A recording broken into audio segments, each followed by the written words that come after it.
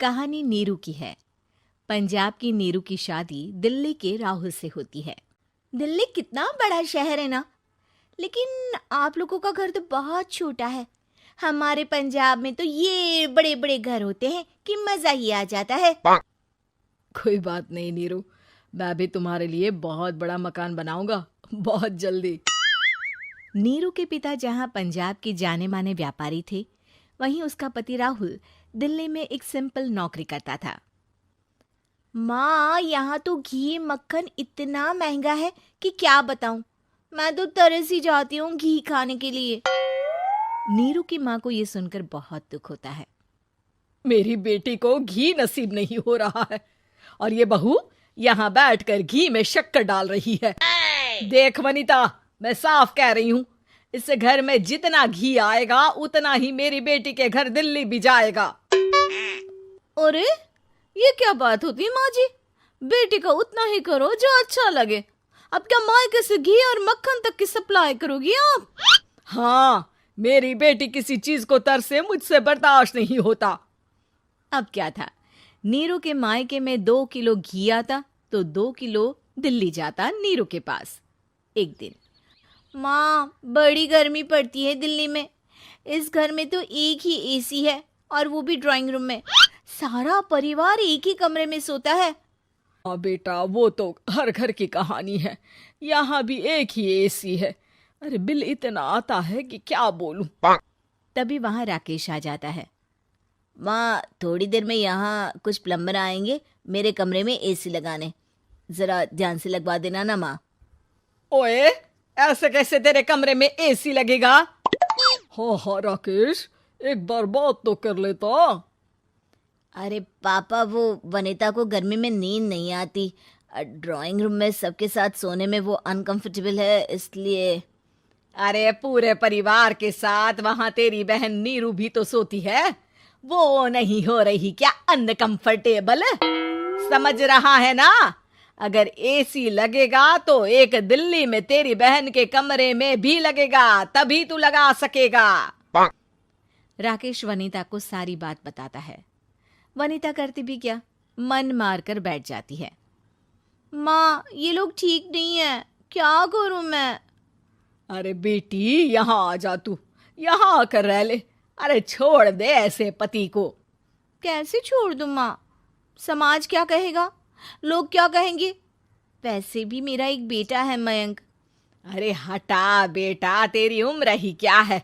इतनी परेशान रहेगी तो काम कैसे चलेगा? खैर, बात आई गई हो जाती है।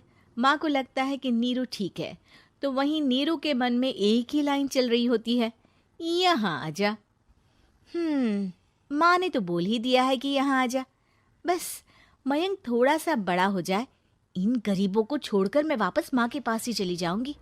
वो इसी सोच में बाजार में चल रही थी कि मैम, आपका दुपट्टा जमीन को छू रहा है। नीरू जैसे ही उस लड़के की तरफ देखती है, देखती ही रह जाती है। हाय रे, कितना सुंदर लड़का है ये। अब क्या हुआ? मैंने कहा आपका दुपट्टा। तो खुद ही उठाकर दे दो ना। लड़का समझ जाता है कि नीरू उस पर फिदा हो चुकी है। वो उससे उसका नंबर लेकर चला जाता है। अब क्या था, नीरू और रोहित में लगातार बातें होने लगती है। मैं हरियाणा का रहने वाला हूँ, यहाँ एक बड़ी कंपनी का मैनेजर हूँ। अच्छा, और कितने बच्चे हैं तुम्हारे? बच्चे? अरे मेरी तो शादी भी नहीं हुई है। तुम बताओ, शादी करोगी? नीरू शर्मा जाती है। अब लेकिन मैं तो पहले से ही शादीशुदा हूँ। मुझे फर्क नहीं पड़ता, बस तुम शादी कर लो। भाग चलते हैं, बहुत पैसे वाला हूं मैं, हमेशा खुश रखूंगा तुम्हें। नीरू रोहित से मिलकर सारा प्लान बना लेती है और फिर एक दिन घर से भाग जाती है। दोनों शादी कर लेते हैं। शादी के बाद, क्या बात है नीरू, तुम्हें परेशान सा देखता हूँ, सब ठीक तो है ना? हाँ हाँ, सब ठीक है।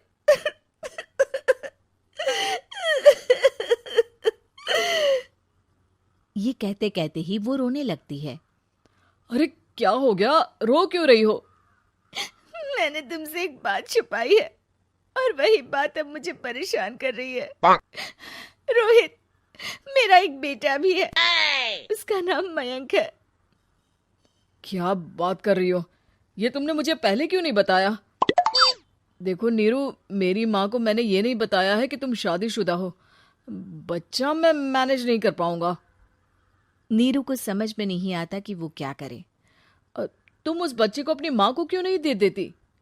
नीरू चुपके से माँ को फोन करती है।